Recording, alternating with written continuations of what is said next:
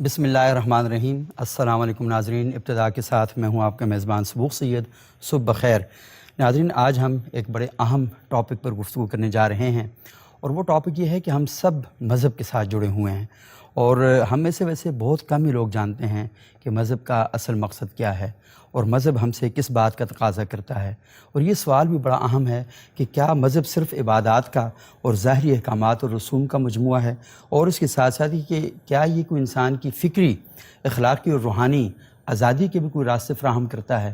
کچھ لوگ یہ سمجھتے ہیں کہ مذہب قید و بند کا نام ہے، کہ آپ مذہب کے اندر جو ہی داخل ہوں گے وہ آپ کو روکے کہ تم نے یہ بھی نہیں کرنا، تم نے یہ بھی نہیں کرنا، تم نے ادھر بھی نہیں جانا۔ تو وہی سمجھتے ہیں کہ مذہب پابندیوں اور جکڑ بندیوں کے ایک مجموعے کا نام ہے۔ تو آج ہم اس موضوع پر بات کریں گے کہ فلسفہ مذہب کیا ہے، مذہب بنیادی طور پر انسان سے کس بات کا تقاضا کرتا ہے، مذہب انسان کے لیے ہے یا انسان مذہب کے لیے ہے۔ یہ وہ بنیادی سوالات ہیں جو آج کے نوجوان کے دل اور دماغ میں ہمہ وقت گونج پیدا کرتے رہتے ہیں۔ تو آج ہم اس پر بات کریں گے، اور لکیلی ہمارے ساتھ موجود ہے جناب Hasan Ilyas sahab, Ghamidi Center of Islamic Learning America کے ڈائریکٹر ہیں۔ بہت شکریہ حسن صاحب، آپ یہاں تشریف لائے۔ حسن صاحب، یہ پہلا سوال میں آپ سے کروں گا، مجھے بتائیے گا کہ مذہب ایک تصویر بناتا ہے آپ کے دماغ میں، تو اس تصویر کو ذرا آپ ایکسپلین کریں کہ وہ کیسی بنتی ہے۔ جی دیکھیے، مذہب کے بارے میں ہماری ایک بڑی بدقسمتی یہ ہے کہ جو بھی تصورات ہمارے یہاں پیدا ہوتے ہیں وہ مذہب کے داخل سے، اس کے اپنے کانٹینٹ کے مطالعے سے جن لوگوں نے مذہب کو دنیا میں انٹروڈیوس کرایا ہے ان کے تعارف سے نہیں شروع ہوتے۔ مذہب جب پیدا ہو جاتا ہے اس کے بعد اس کی ایک روایت بنتی ہے، اس کے اندر کچھ نابغہ کری لوگ پیدا ہوتے ہیں، ان کے ساتھ کچھ ہیرو شپ کے تصورات بنتے ہیں، ان کے نقطہ نظر، ان کے اجتہادات، ان کے افکار سے جو چیزیں سامنے آتی ہیں ہم اس کو مذہب کا نام دے دیتے ہیں۔ مذہب بہت خالص چیز ہے، اور مذہب کے بارے میں جب کبھی بھی ہمیں گفتگو کرنی ہے تو سب سے پہلے اس کے ماخذ، اس کے سورسز کی طرف جانا ہے۔ صحیح۔ تو ہمارے پاس جو مذہب کی سب سے مستند ترین نمائندہ چیز موجود ہے وہ خدا کی کتاب ہے۔ صحیح۔ اس کتاب کو جب ہم پڑھتے ہیں تو وہ کتاب ہمیں بتاتی ہے کہ اس دنیا میں پیغمبروں کی بعثت کا مقصد کیا ہے۔ اللہ تعالیٰ کہتے ہیں کہ میں نے انسان کو پیدا کیا، اس کی فطرت میں نیکی اور بدی کا شعور ودیت کیا، آزادی اطاعت اختیار دیا اس کو، اس کے بعد اس کا سوء استعمال ہے جو ہوا، اس سوء استعمال کو روکنے کے لیے اور اللہ کی حقیقی دعوت اور حقیقی ہدایت کی طرف اس کا التفات ہو، میں نے پیغمبروں کا سلسلہ جاری کیا، اور پیغمبروں کے ساتھ کیا کیا، ایک کتاب نازل کی۔ وہ کتاب کیا کرتی ہے؟ تمہارے اختلافات کا فیصلہ کرتی ہے۔ وہ کتاب یہ بتاتی ہے کہ دین کا مقصد تزکیہ ہے، پاکیزگی ہے، پیوریفیکیشن ہے۔ وَالَّذِي بَعَثَ فِي الْأُمِّيِّينَ رَسُولًا مِّنْهُمْ يَتْلُو عَلَيْهِمْ آيَاتِهِ وَيُزَكِّيهِمْ وَيُعَلِّمُهُمُ الْكِتَابَ وَالْحِكْمَةَ۔ تو تزکیہ ہے مقصد۔ اب تزکیہ انسان کو اگر آپ دیکھیں تو تین ہی پہلو ہیں انسان کے۔ انسان کھاتا پیتا ہے، انسان اوڑھتا ہے، انسان معاملات کرتا ہے۔ تو آپ کے بدن کی پاکیزگی، آپ کے خورونوش کی پاکیزگی اور آپ کے اخلاق کی پاکیزگی، یہ عبادات جو ہیں یہ اسی پاکیزگی پر قائم رہنے کا ذریعہ بنتی ہیں۔ تو دین ہمیں دنیا کے ہر معاملے میں پاکیزہ نفس بنانا چاہیے۔ کیوں بنانا چاہتا ہے؟ اس لیے کہ اللہ تعالیٰ نے اس دنیا کو دارالامتحان بنایا ہے۔ یہاں پر شر بھی موجود ہے، خیر بھی موجود ہے، اور پھر فرمایا اما شاکرا و اما کفورا، تمہارا اختیار ہے، جو چاہو اختیار کرو، لا اکراہ فی الدین، دین میں کوئی جبر نہیں ہے، لیکن ولن یرضی لعبادہ الکفر، اللہ راضی نہیں ہے کہ تم اس کا انکار کرو۔ اللہ کیا چاہتے ہیں؟ اللہ یہ چاہتے ہیں کہ اپنی جنت کے لیے پاکیزہ نفوس کا انتخاب کریں۔ خود اللہ ستوت و صفات ہیں، پاکیزہ ہیں، تو یہ نہیں ہو سکتا کہ دنیا کے اندر آپ غیر پاکیزگی کو اختیار کریں، زندگی کا نظریہ آدرش بنائیں اور اللہ کی اس پاکیزہ جنت کے شہری بن جائیں۔ تو ہر معاملے میں دین اور اسلام آپ کو دعوت دیتا ہے پیوریفیکیشن کی، پاکیزگی کی۔ اس کے ساتھ ساتھ اس نے خود وہ معاملات جن میں آپ کی عقل حتمی طور پر فیصلہ کن نتیجے پر نہیں پہنچ سکتی کہ پاکیزگی کیا ہے، وہاں پر وہ شریعت بھی دیتی ہے، کتاب بھی دیتی ہے۔ تو آپ یہ دیکھیے اللہ تعالیٰ معیشت کے باب میں، معاشرت کے باب میں، خورنوش کے باب میں، اسی طریقے سے جہاد کے باب میں، حدود و تعزیرات، ہر جگہ پر وہ قانون ساتھ دیتی ہے کہ جہاں پر تم حتمی فیصلہ نہیں کر سکتے، ہدایت موجود تھی تمہاری فطرت میں لیکن اس کی تفصیلات وہ انبیاء کی وساطت سے ہمیں ملتی ہیں۔ تو دین کا مقصد مجھے دنیا میں پاکیزہ بنانا ہے، یہ پاکیزگی مجھے اللہ کی عدالت میں سرخرو کرے گی۔ اب زندگی میں نئے نئے معاملات پیش آتے ہیں، نظام بنتے ہیں، دنیا کے تقاضے وہ میری عقل پہ چھوڑ دیے گئے ہیں۔ میری عقل اس میں فیصلہ کن حیثیت سے معاملات کرتی ہے اور ارتقاء ہوتا رہتا ہے۔ آپ دیکھیں انسان نے جب آنکھ کھولی تو ہنٹر اینڈ گیجر کی سوسائٹی تھی، قبائل میں پیدا ہوئے، کرتے کرتے خود انسان کو اللہ تعالیٰ نے جو عقل دیا، شعور دیا، اس سے جمالیات دی، اس سے اس نے نظام بنایا، معاشرے بنائے، ریاستیں بنائیں. تو ان سب جگہوں پر جب یہ وجود پذیر ہو جائیں گے تو دین آ جائے گا وہاں پر اپنی بات لے کر. تو یہ چیز ذہن میں رکھیں. ہمارے یہاں بڑی غلط فہمی ہے کہ دین کو سامنے رکھ کر ہم نظام بناتے ہیں، دین کو سامنے رکھ کر ہم مختلف قسم کے تصورات پیش کرتے ہیں. دین ہمیشہ کنڈیشنل ہدایت دیتا ہے. اگر یہ کرو گے تو پھر یہ، اگر تم باپ ہو تو تم سے حقوق و فرائض وابستہ ہو جائیں گے، اگر تم حکمران ہو تو نظم اجتماعی سے متعلق شریعت کے احکام تم سے وابستہ ہو جائیں گے، اگر تم کسی جگہ کے قائد ہو تو تم نے ان چیزوں کا خیال رکھنا ہے. یہ نہیں ہے کہ زکوٰۃ چونکہ دینی تھی اس لیے لازماً مال بھی کمانا ہے. مال ہوگا تو زکوٰۃ ادا کی جائے گی.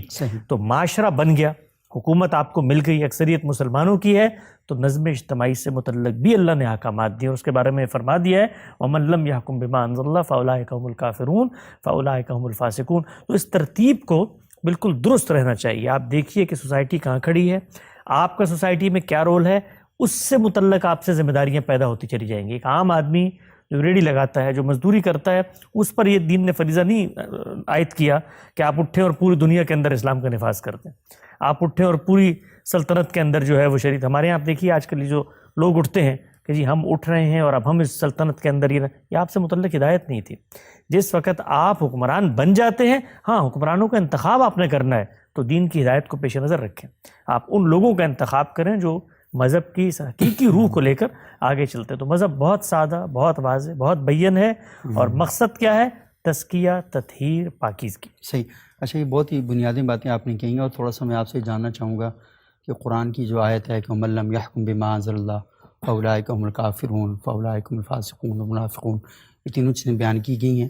تو اس آیت میں لفظ کافر جو ہے جی اس کا مطلب کیا ہے؟ جی کیا یہ اسی طرح کا کافر ہے جس طرح ابو جہل کافر تھا، یا اس کفر کا مطلب کچھ اور ہے؟ اور دوسرا جو آپ کہہ رہے ہیں کہ یہ ریڑھی والے کا فرض نہیں ہے، لیکن ریڑھی والے سے جب ہم پوچھتے ہیں تو وہ آگے سے ہمیں کہتا ہے کہ رسول اللہ کا ارشاد ہے کہ بلغوا عنی ولو آیا، جی اور قرآن کہتا ہے وما علینا الا البلاغ المبین. تو اس کے پاس بھی کچھ سیٹ آف آرگومنٹ جو ہیں موجود ہیں. ناظرین، اس پر مزید بھی ہم گفتگو کرتے ہیں. چھوٹا سا وقفہ لیتے ہیں، وقفے کے بعد دوبارہ آپ کی خدمت میں حاضر ہوتے ہیں.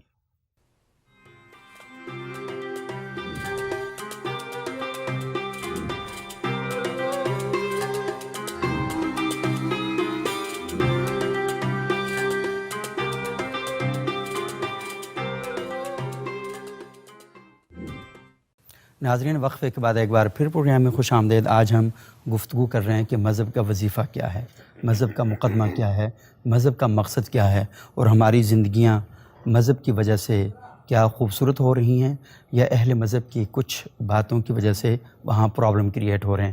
ہم لوگوں کو مذہب کا کیا تعارف پیش کر رہے ہیں. تو اس موضوع پر ہماری گفتگو جاری ہے. حسن صاحب، تھوڑی سی پہلے آپ نے جو بات کہی تھی، کیونکہ لوگ اصطلاحات کی جو گنجلک اصطلاحات ہیں نا، اس کے اندر بڑے پھنسے ہوئے ہوتے ہیں. تو اب جب آپ نے کہا نا کہ من لم یحکم بما انزل اللہ فاولئک هم الکافرون، میں بچپن سے سن رہا ہوں جو بندہ کھڑا ہوتا ہے ممبر پہ آتا ہے کہتا ہے یہ سارے حکمران کافر ہیں. کیسے کافر ہیں؟ یہ قرآن میں لکھا ہوا ہے. تو لکھا ہوا ہے، ہم انکار تو نہیں کر سکتے. تو یہ بتائیے گا کہ یہ جو کفر ہے اس کی تھوڑی سی تشریح کریں. تعریف تو میں نہیں کہوں گا لیکن تشریح کریں. ہاں، یہ بالکل صحیح بات کی آپ نے. ہمارے ہاں اصل میں جس وقت اسکرپچر کا تعارف کروایا جاتا ہے لوگوں کو، تو اس کی جو اپنا سیاق و سباق ہے، اس کا کانٹیکسٹ ہے، اس کا نظام فکر ہے، اس کے اندر اصولی ہدایت کیا دی گئی ہے، اس کی روشنی میں آپ اپلیکیشن کو سمجھے، یہ عمل ہوتا ہی نہیں. ایک روایت یہاں سے اٹھائی، ایک آیت وہاں سے اٹھائی، اور اس کے بعد آپ نے کفر، شرک، ارتداد کے فتوے لوگوں پہ صادر کر دیے. ہمارا دین یہ کہتا ہے کہ اس دنیا میں آپ کا تعارف اور آپ کی شناخت کیا ہے، اس کا فیصلہ آپ نے کرنا ہے. مثلا میں اگر اپنے آپ کو کہتا ہوں کہ میں مسلمان ہوں، تو دین مجھے یہ کہتا ہے کہ مسلمان ہونے کی کچھ حدود و شرائط ہیں. بھئی اللہ کو مانو، آخرت کو مانو، پیغمبروں کو مانو، کتابوں کو مانو، نیک اعمال کرو، شعوری طور پر تم تسلیم کرو کہ اس کائنات کا ایک خالق ہے اور اس نے اس دنیا کو امتحان کے لیے بنایا ہے. صحیح. تم یہ کرنے کے بعد معاشرے میں کوئی ایسا نقطہ نظر پیش کرتے ہو جو کفر پر مبنی ہے، جو شرک پر مبنی ہے، تو ہر شخص کو یہ حق حاصل ہے کہ وہ آپ کی جو شناخت آپ نے کہی ہے کہ یہ ہے، اس کو مانتے ہوئے آپ پر تنقید کرے. آپ کو میں ایک چھوٹی سی مثال دیتا ہوں. دیکھیں ساتھ آپ صلی اللہ علیہ وسلم کے مخاطبین میں ایک ایسا گروہ موجود ہے جن کے بارے میں اللہ ہی گواہی دے رہا ہے کہ یہ دعویٰ کرتے ہیں کہ آخرت کو مانتے، رسول کو مانتے، وما ہم بمؤمنین. اس کے ساتھ ساتھ ایک اور گروہ موجود ہے جو اللہ کے پیغمبر کے کیمپ میں کھڑا ہوا ہے لیکن منافق ہے. آپ یہ دیکھیے کہ ان کی جو ظاہری شناخت تھی اس ظاہری شناخت کا پیغمبر بھی احترام کرتا ہے، اس لیے کہ یہ ان کا دعویٰ ہے، اور اس پر قرآن مجید بھی تنقید کر رہا ہے کہ ان کے دلوں میں ایمان نہیں اترا، اور پیغمبر کو بھی جہاں موقع مل رہا ہے وہ توجہ دلا رہے ہیں. تو دنیا میں ایک ہوتی ہے آپ کی ظاہری شناخت، جو شخص کہتا ہے میں مسلمان ہوں وہ مسلمان ہے، اس کے بعد اسلام کے تقاضے، اس کا نقطہ نظر، افکار، اس پر آپ تنقید کریں. تو ہمارے ہاں جو لوگ موجود ہیں مسلمان اپنے آپ کو کہہ کر حکمرانی کے منصب پہ بیٹھے ہوئے اور وہ اللہ کی شریعت پہ عمل درآمد نہیں کر رہے، تو اللہ تعالیٰ ان کے بارے میں یہ کہہ رہے ہیں کہ ان دلہ، اللہ بیان کر رہے ہیں، مجھے نہیں کہہ رہے کہ تم کہو یہ جا کر، وہ کہہ رہے ہیں ان دلہ، اگر آپ دنیا میں خدا کی شریعت پر عمل درآمد کرنے کے پابند تھے، آپ کے دائرہ اختیار میں تھی وہ چیز. یہ بات یاد رکھیں کہ دین کا ہر حکم دائرہ اختیار سے متعلق ہے. صحیح. حدود کا نفاذ دائرہ اختیار سے متعلق ہے. مجھ سے اللہ نہیں پوچھے گا تم نے حدود کیوں نہیں نافذ کی، اس لیے کہ میرا دائرہ اختیار نہیں ہے. میرا دائرہ اختیار میرا گھر. ڈنڈے اٹھا کے تھانے کے باہر بھی نہیں کھڑا ہو سکتا کہ نہیں حدود قائم کا نفاذ کرو، یہ میرا دائرہ مجھے لگتا ہے کہ قائم کرنی بالکل ایسے. تو ہم کسی شخص کے کفر و ایمان کا فیصلہ کرنے کی دنیا میں یہ دینی امر ہے. اس دینی امر میں پہلے استقرار حق خدا سے چاہیے کہ وہ مجھے بتائے کہ کل سے حسن صاحب نکلیں گے اور وہ لوگوں کا ایمان ناپ کر ان پر کفر شرک ارتداد کے فتوے صادر کریں گے. یہ اللہ کا کام ہے جو ہم اپنے آپ کو پتہ ہے رسول اللہ صلی اللہ علیہ وسلم نے کیا فرمایا کہ دنیا میں اگر تم کسی کی تکفیر کرتے ہو اور وہ حقیقت میں وہاں پائی نہیں جاتی تو وہ تم پر لوٹ کے آ جاتی ہے. یہ اتنی تحدید کا جملہ تھا، اس لیے مراد نہیں ہے کہ تمہیں یاد ہے تم کرو جہاں پائی جاتی ہے، یہ تحدید کا جملہ ہے کہ یہ اتنا خطرناک کام ہے کہ تمہارے کرنے کا یہ کام ہی نہیں ہے، اس سے تو تم کافر ہو جاؤ گے. تو جو شخص شریعت پر عمل درآمد نہیں کرتے وہ ان دلہ جواب دہ ہیں، اور کافر کا مطلب ہوتا ہے حقیقت میں انکار کرنے والا، جانتے بوجھتے. تو وہ اللہ کے سامنے اپنا آزار پیش کریں، وہ اللہ کو بتائیں گے کہ ہم نے شریعت پر کیوں عمل درآمد نہیں کیا. ہمیں دنیا میں کوئی حق نہیں ہے کہ ہم لوگوں کی شناخت کے اوپر حملہ آور ہوں اور لوگوں کے بارے میں یہ بتائیں. جو شخص کہتا ہے میں مسلمان ہوں میں اس کو مسلمان مانوں گا، اس کے بعد مجھے حق ہے کہ میں اس کے نقطہ نظر میں اگر شرک پایا جاتا ہے میں کہوں گا آپ مسلمان ہوتے ہوئے شرک کا ارتکاب کر رہے ہیں، مسلمان ہوتے ہوئے کفر کا ارتکاب کر رہے ہیں، لیکن میں کسی شخص کو کافر، فاسق، فاجر یہ کہنے کی پوزیشن میں نہیں ہوں. صحیح.